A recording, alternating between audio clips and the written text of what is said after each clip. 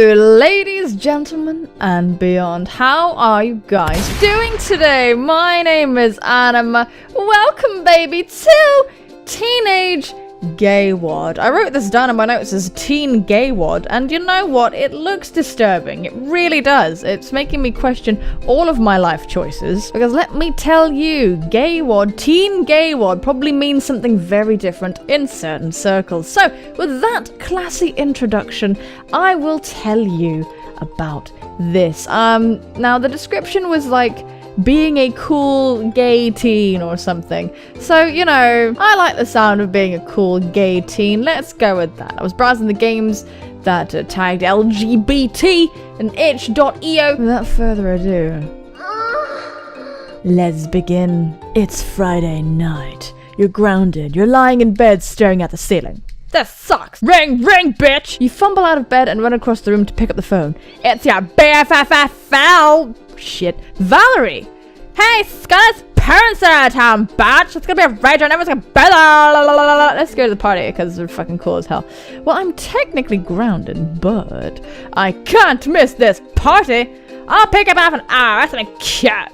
Frick! You better figure out what to wear. Go to your closet, you giant queer. You walk to your closet to pick out what to wear, taking several things out and holding them against your body in front of your full-length mirror. You throw tons of clothes onto the ground next to you. No! You finally narrow it down to a few of your favorite looks.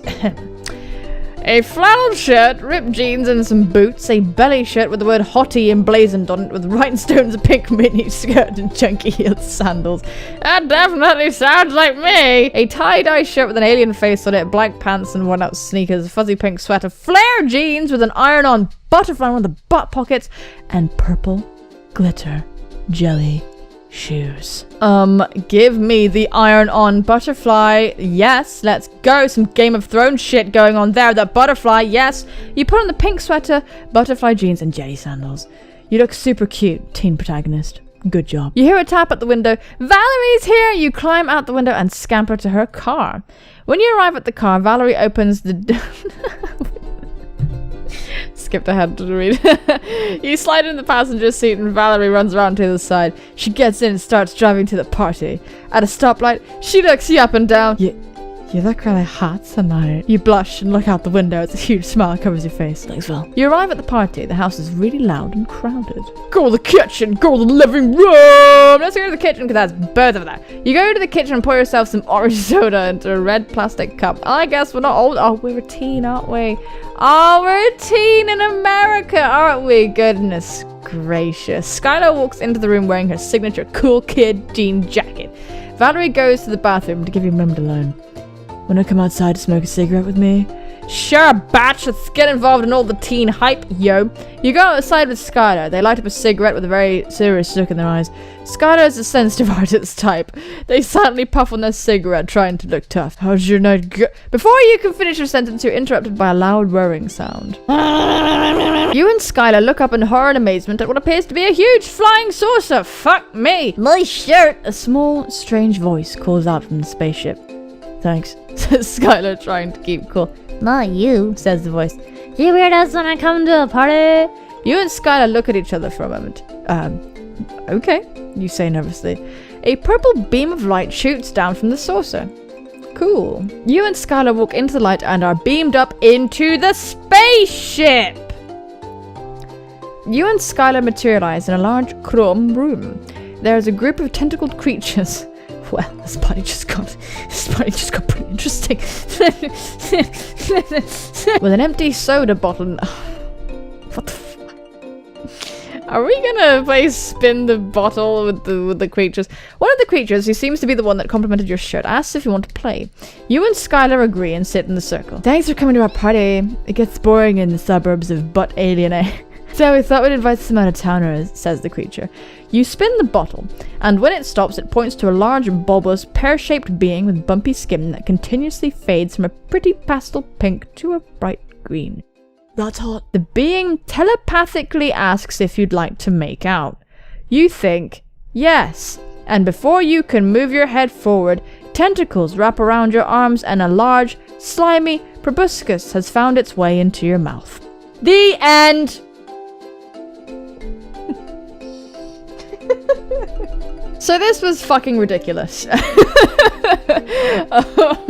I don't think there's gonna... Do we always make out with the alien? Hang on. Head cheerleader and most popular girl in school struts up to you, looking you up and down. Well, look what the cat dragged in, she snarls. You roll your eyes. I was supposed to be the hottest person at this party tour. What do you say? Nani? I'm saying you're hot, fart knocker. Cool, you're weird. Wanna make out? Can I, be a little rough with you? Uh-huh, you say, blushing a little. No. Oh god, give me strength. There is a group of people sitting at a coffee table with a Ouija board. Let's go and sit with them. You sit there for a moment. This stuff isn't real, you think to yourself. And then suddenly the planchette starts moving. You're gay.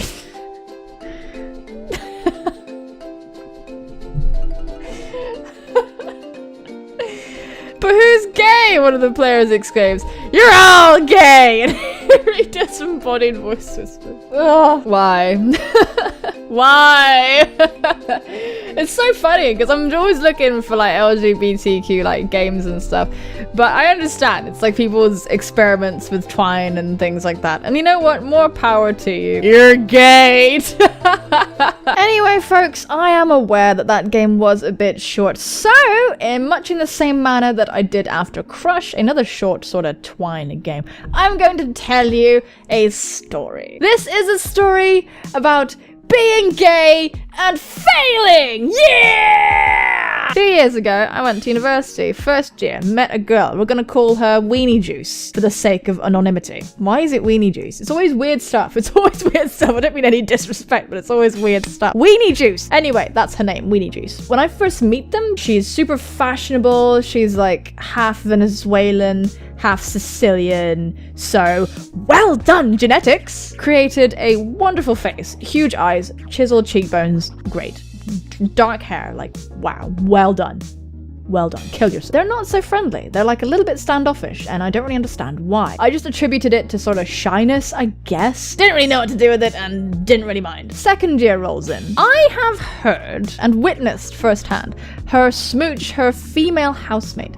We're gonna call her housemate Titties. It's just the first thing that comes to mind. Honestly, Weenie Juice and Titties, that's just disgusting. Why? Anyway, so I know that Weenie Juice and Titties have dated. I know that Weenie Juice and Titties are a bit gay, probably bi. And I appreciated Weenie Juice and Titties getting together as one queer person to another. Suddenly I'm seeing Weenie Juice around more. We talk more in class in general. No more than like 10 minutes at a time really, but it's contact and she's like nice. She's like being nice to me. She's not being standoffish like she normally kind of is. She was just always a bit cold. So I was like, I don't have time for that. Ain't nobody got time for Weenie Juice's conversations wouldn't be very strange if not for the fact that every now and then they'd be a bit gay. And not in the sense that like, I like your ass kind of gay. As fun as that would have been. She would just sort of talk to me about like sexuality and stuff sometimes. And like, I look pretty gay. I've like told this story to my wife and she just finds it hilarious. So, but it doesn't dawn on me really that I looked pretty gay. I looked pretty fucking gay. A reason for a girl to be talking to me about being gay, I don't know. What could that be? Weenie Juice was like, so, I mean, I think I'm like 100% gay. I think I'm like really gay. And I was like, oh yeah, go on. All in all, a bit interesting, but I didn't want to presume anything because I had the context of this person not really liking me. My best friend at the time was like, dude, and I was like, I don't know. Anyway, we both get invited to her birthday party. I'm like, this is kind of weird because I haven't really had very long conversations with this person and all they really talk about that is of substance is like gay. It's gay stuff. And I don't know, dude, what's going on, dude? And my friend kind of likes titties, both literally and in the context of this story. You know, we're gonna go to this birthday party. We go to Weenie Juice's house. I wonder what a house looks like that belongs to someone called Weenie Juice. There is a little bit of that, like, standoffishiness that I can't quite put my finger on, but they're being super friendly, so I just think, I don't know, maybe I don't know! We go clubbing. I don't mind though, because my friend is there. I don't care. It's gonna be a real good time. We go outside for a little breather. And we're there for probably like 10 minutes. Lo and behold, Weenie Juice comes out. Weenie Juice comes out! Christ, what an image. Anyway, so she comes out and sits with us. And I'm like, what are you fucking... But she sort of chats with us and so on. And sort of periodically through the evening, she kind of chats with me. She doesn't really chat with my friend. And I felt a bit weird about that. I tried to sort of include my friend a bit because I didn't want them to be like cut off and like walking on their own and shit. The end of the night rolls around and we're walking home. Turns out we live like 2 minutes away from each other. Weird. So we have to part ways and she's talking about, oh yeah, we should like meet up. You know, we should like hang out and stuff. And I'm like, okay, what's your number? You got her number, you idiot! I get her number, but I don't even realize I got her number. I go home and I'm like, whatever. We text using the number that I acquired and we meet up at a cafe. We talk for hours, dude. We talk for fucking hours. This is someone I'd never really engaged with for longer than 10 to 15 minutes. And all of a sudden we're talking for like hours at a time. And it's like, what the hell is going on right now? Weird. But she's really nice and she's being much more open and we're talking about things that we have in common. This is weird. Why this really nice person's been hiding under this shell this whole time. But I would know that this person was nice because I would see them. I would see Weenie Juice laughing like fuck with her friends. But when it came to like hanging out with me and like my friends in class, she'd get like more quiet, you know, she'd be like, you know, a bit too cool.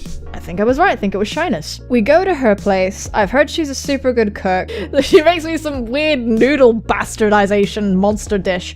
And I try to eat it because if a girl makes me food, I'm gonna eat it, okay? I'm gonna try my best. It's disgusting, it's watery. Her cooking skills, questionable. I don't say anything. I just laugh and 1,000-yard stare my way through it. And she's like laughing and crying like, no, stop, please. This is terrible. Noodles fall into my shoe. Super hot, mega sexy. I am definitely very smooth. It's starting to get late. We go to her room. Meanwhile, in my mind, I'm like, is this a date? Is this a date? I don't know if it's a date. It's fucking unclear. And I've got all this backstory of this person kind of being a bit cold to me. So I don't really know. And I don't really want to go in because it's not like I really liked this person. Like, I think they're super pretty, but it's not like I was affected by that sort of coldness and kept them at arm's length in my mind. So I never really got too close to them in my head. I never really liked them that much in my head, but in light of all this, they're super nice. And it's like, what the hell? Okay, I guess, I don't know. It's getting really late and I'm making these hints that I can leave.